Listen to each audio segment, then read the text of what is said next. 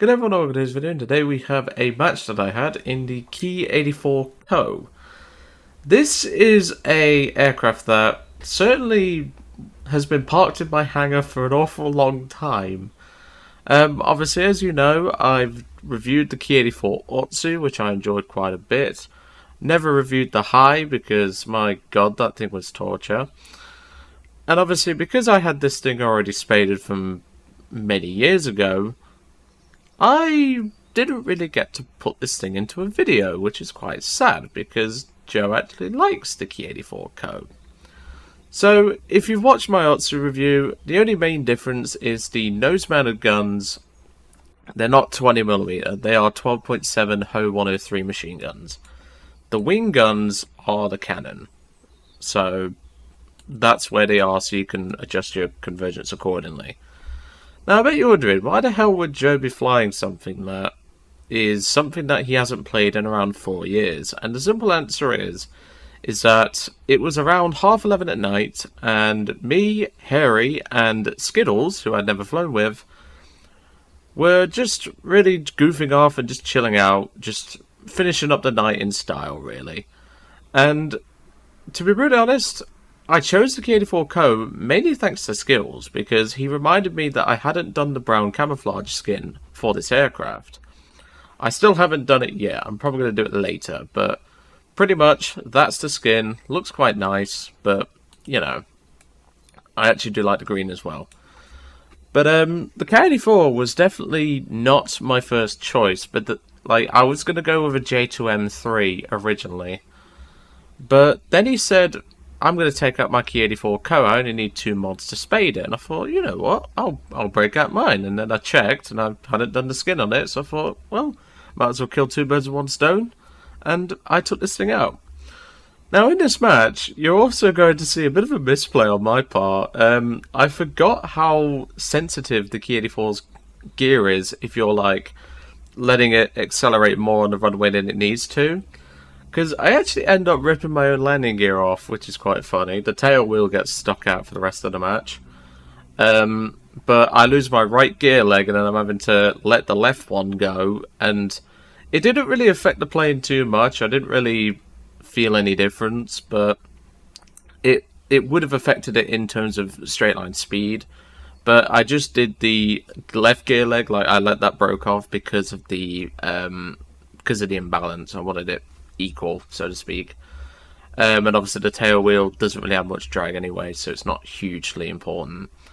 But we ended up getting onto a match where at first me and Harry just went down to deal the ground pounders. Harry gets slaughtered by one of them, and I think it was a 109 that I think kills Harry after I dealt with an 84. But we lose Harry quite early on, and it's down to me and Skittles. And unfortunately, Skittles accidentally pancakes when I'm in the midst of a massive dogfight, so I have to pretty much hold my own.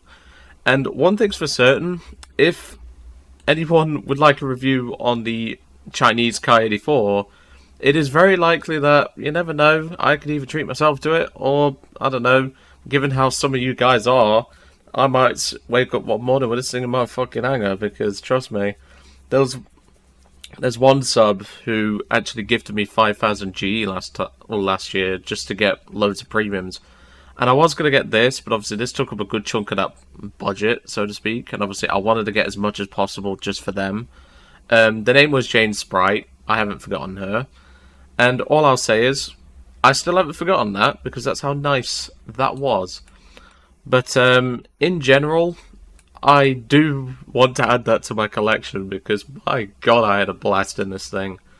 But I'm not going to elaborate any further. Let's go and have a look at that replay, shall we?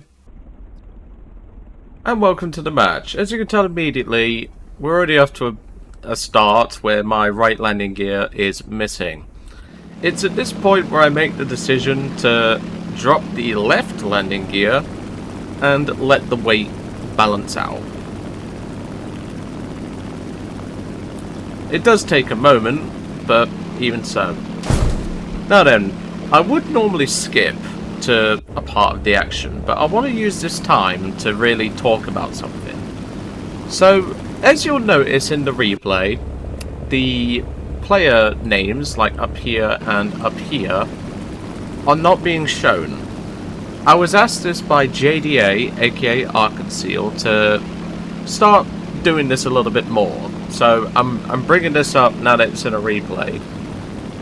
Do you guys actually prefer it like this? Like, I suppose it gives more of like a view as to what I'm looking at, because obviously we're currently in my view, like the player view. And I just want to really like ask, really, like put it in the comments when you've done watching. Put it in the comments and just say, do you prefer it like this? Like, obviously I've removed the map. I've also removed the chat. Obviously the chat isn't really important. Until later in the game where someone actually comments on my result. But would you want it just like this, where the map is down there so you get an idea of what's going on? Or do you not want the map but you want the chats? Or do you want maybe the enemy player only? Like, really just tell me in the comments below. And obviously if I do any future videos with replays, do let me know, because it just helps me out, and obviously it not only benefits you guys, because obviously what I mainly do is I always look to you lot for opinions and ideas, because the thing is that I want you to feel like you're assisting me, so to speak, like you're giving me the pointers, and we can work together to really make it how you want it to be, so to speak. And if you want your replays like this, I am more than happy to... I'm just going to move the cursor. I am more than happy to do that, and I'm more than happy to provide for that. So, getting into the first part of the action, we are engaging an IL-10. Typically, I don't dive for attackers, but obviously because I'm the slowest aircraft out of us three now, most likely anyway, I decided to dive down. That's kill number 1. I'm not going to give any hints. It was a Focke-Wulf 190, not a 109. I misspoke there, but that's fine. Engaging this 84 first before I elaborate a little bit further.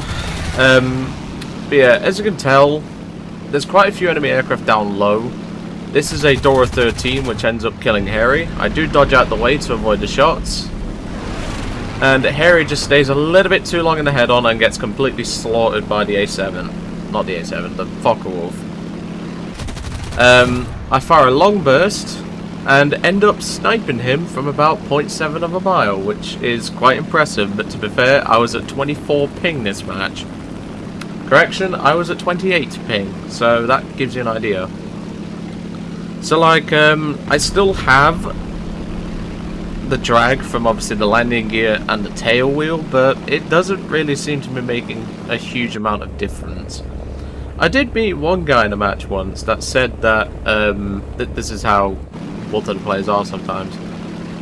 He tried to claim that the ripping off your landing gear is beneficial for your aircraft. And everyone in chat was like, yeah, it's beneficial. I'm like, you do know that creates a hole in your airframe, and the whole point of retractable landing gear is to not have that hole. And he soon realised his mistake and stopped doing it. So if for some reason you're a pilot that does that, and it's kind of helped you out, I hope it does, because it doesn't make a huge difference, like ripping off your landing gear as opposed to retracting it, like the drag difference. But it is noticeable in some aircraft. Not all, like the Ki-84 doesn't seem to be bothered by it, but even so. So moving in towards these Spitfires now, I think these were Wiseman, if I remember rightly. So I fire a burst, get out of the way. I don't really want to take a head-on with... oh no, they are clip-wing Spits, which I haven't spaded that thing yet. And at this point, he's using his roll rate, but the Ki-84's got a good roll rate. And I score a crit, teammate is almost shooting through me, and I bag myself my 4th kill. But now, this is where it's going to get a little bit intense. So as you can tell, there's a Ju-288 incoming, there's a Focke-Wulf 190 down there, I believe he was a D9, and obviously the 288 and a 109 K4 is also coming down. So at this point, obviously Harry's watching my back, he's making sure that no one's getting on my 6, which is quite handy when you're trying to dodge multiple aircraft. K4 goes back up for altitude. I turn towards the 190 and the 288, but obviously the K spots me and decides I'm going to be his bitch.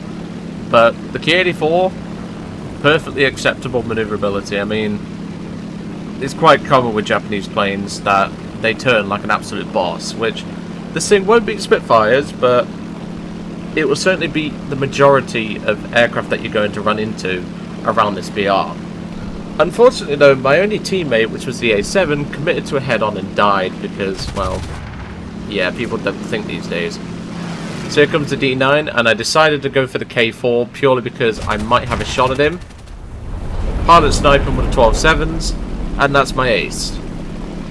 Unfortunately though, I don't know why the replays show my landing flaps going down. I wasn't using landing flaps. I was actually using combat. But now I'm in the midst of a Dora 9 and what is soon to be an A8 joining the party. Now a one-on-one against a D9, that's no problem for a Ki-84. The problem is it isn't just him and the A8. There's also a 288 coming into gunship. So I do take a couple of hits, but it doesn't really affect the aircraft too much. I take out the Dora 9 and dodge the A8. And there goes Skittles. And right at that moment I said, ah, fuck. Because, let's be real, it's an A8 with an energy advantage, and it's a 288 going gunship mode. And in case you weren't aware, I'm down to the 50 cals, which, they're good guns, but not against the 288. So I dodged the A8's guns, and he starts, shall we say, equalizing his energy. And you're going to notice that with his maneuvers. So look at his airspeed right now. I'm just going to stop here right as I pull the trigger on him to point out what I mean. You can tell that he's struggling for airspeed just by his wings alone. If we go to him, you can tell he's at quite low speed. He had a huge energy advantage, but he's just thrown it away by doing maneuvers he really shouldn't in an A8. Had he done this properly, I probably wouldn't have gotten the result that I did. I'd just like to point that out, but even so. And one other thing, I do get accused of paid actors a lot by Flight and Stuffy, so as far as I'm concerned, lads, this guy's not a paid actor. Because trust me, if I was paying the amount of guys you think I do, I know I got that rocket task done in like 2 matches, the light rockets one. I just used a 262 Yaba for that. If you really think that I use paid actors, I find that hilarious, but at the same time, that could maybe be a new gag for the channel, which, you never know, we could do that in future, I suppose. So I take out the A8 with a pilot snipe for my 7th kill, and now the 288's coming back, and obviously I'm down to the 50 cals. And a 288 with just 50s, I mean, it's possible if I had Brownings, but Jap guns, maybe. So I start taking some hits on him, and he puts a critical shot into my engine, which makes it orange, so I immediately break off. He's already leaking water, he's already leaking oil, so I don't think he's going to make it back to base anyway. So I break off and head for home. The A675 up at altitude is going to actually rip his wings off, diving after that 109. And in a few moments, I'm going to open up the chat window here. You're going to see a comment from one of my teammates, which I thought was quite funny. But this really was a fun match. Like, it really opened up my eyes for the Ki-84 Co. Because, like I say, I don't really play the Ki-84s anymore. I've spaded all of them. Obviously, this one I've had on my to-do list for skins for a while now. It's just I've never done it, and it perfectly demonstrates that I really shouldn't have judged a book by its cover, or like judged it because of the Ki-84 high experience, because this perfectly demonstrates what this plane can do. Like, yes, the opponents I faced, some of them did make mistakes, but it still makes relevancy. And there goes kill number 8 on the Ju-288. He ended up crashing just before one of his bases. And unfortunately, I'm only going to be able to get wheels up. I thought I was going to be able to get a 9, which I've only had one 9-kill game. But I'm able to get my Ki-84 back to base. And that it's pretty much that in terms of the match. I was hoping for my mouse to not play up there. There we go. That's a bit more cinematic. So what did I think? Well, I certainly had a lot of fun, and I must admit, if I can get the Chinese one, if I either treat myself, because I probably will, or like the sale comes up, the November sale, I will be more than happy to pick up the Chinese one, because I had a blast. And I'm not being funny, right? If I can do this whilst I'm very tired and I can get 8 kills, I think I'll do just fine in a Chinese Ki-84 when I'm awake, fueled by caffeine. So I think I'll do alright. And if I do end up getting that, do expect a review rather sharpish. But anyway, I'm going to let you guys off. I hope you enjoyed today's video on the Ki-84 Co for Japan. And don't worry, I will have the brown skin unlocked by the time this video comes out. So do be assured of that. But yeah, I hope you enjoyed seeing this match. I hope you enjoyed just analysing the match and everything. And do let me know if you want the replays like this from now on. So without the enemy borders, the map, and the chat, etc. Only when it's relevant, so to speak. But anyway, I'll see you all on the next one.